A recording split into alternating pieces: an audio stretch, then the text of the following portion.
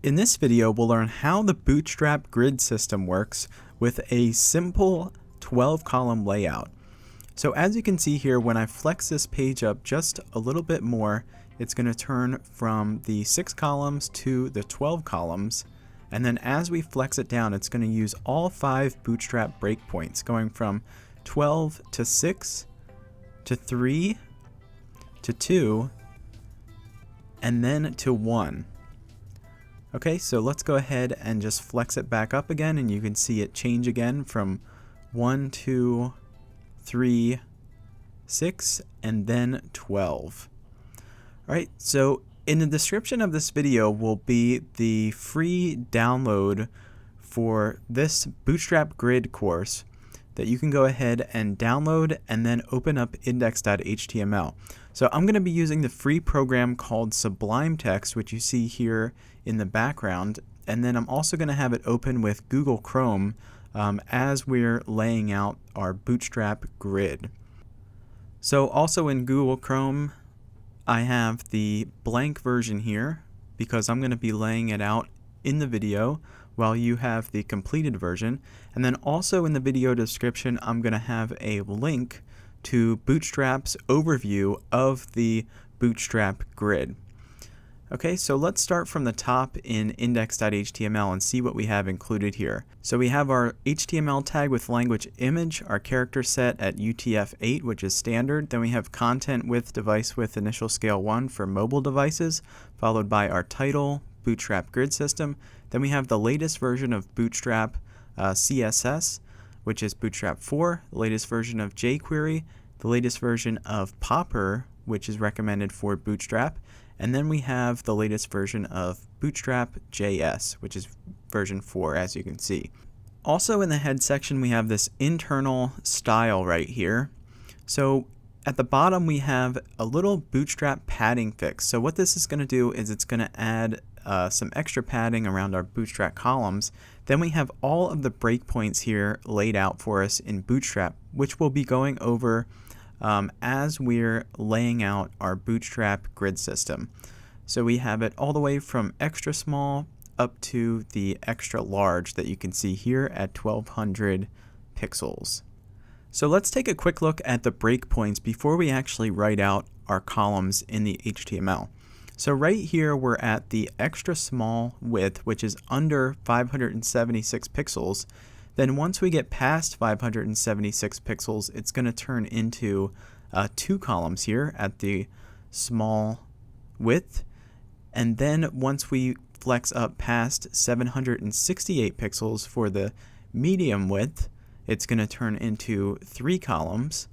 And then once we flex up past 992 pixels, it's going to turn into 6 columns at the large width.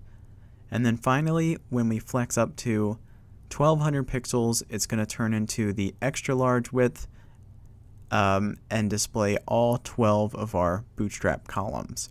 So by default, we have 12 columns to work with Bootstrap. So I'm going to show you how you can make different layouts inside of those 12 columns with all these different breakpoints. So let's start off with a div class container, and then we'll add our row. So we'll say div class container dash fluid, and you want to use fluid to take up the full width of the browser, and then div class row, because as you may know, we want our div class columns to be inside of a row. Okay, and now we can start off with our first column here. So we'll say div class col dash 12. Then we can drop down and close out our div. And inside of our div, I'm going to add the image. So before we add the source, I'm going to give it a class of img/fluid, which makes it responsive in Bootstrap. And then for the source, we'll use http://via.placeholder.com/ and then we just need to put in the dimensions that we want to use as the placeholder image. So this one will do 1500 by 1500, And now if we come over and refresh, there we have our 1500 by 1500 image. So with col 12, that's going to take up all 12 of the Bootstrap column widths, or 100% of our page, basically, with some margin off to the sides, as you can see. So col 12 is going to be the same as doing col XL 12. So if we refresh, you're not going to see a change. And col XS for extra small 12. So whenever you see 12 there, it's going to take up 100% of the screen if you do col XS 12 or col XL 12 or anything in between.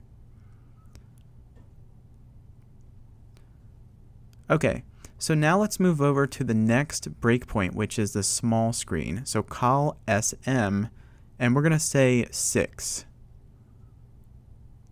Okay, so now if we refresh, when we're on small screens and above, so 576 pixels or above, it's going to take up half of the screen, since 6 goes into 12 twice, making it half.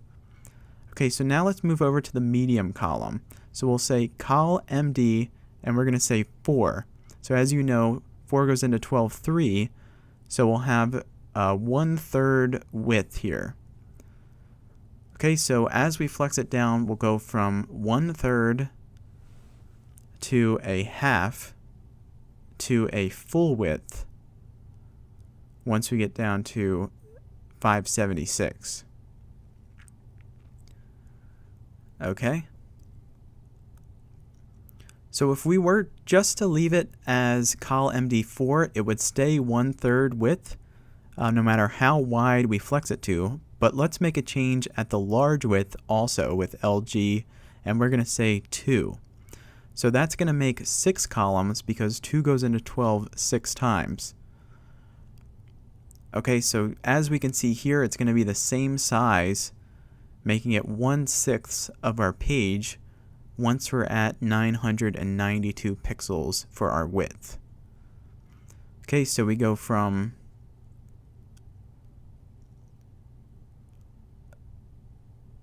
the 6 columns to 3 columns to 2 columns to 1 column.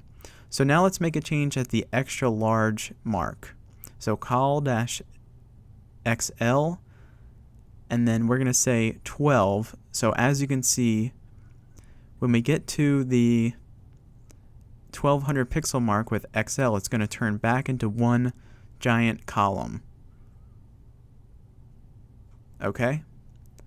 So you don't have to always make it smaller. You can switch back to a larger column at a larger width if you want to. But to go along with the original, let's change this to XL1.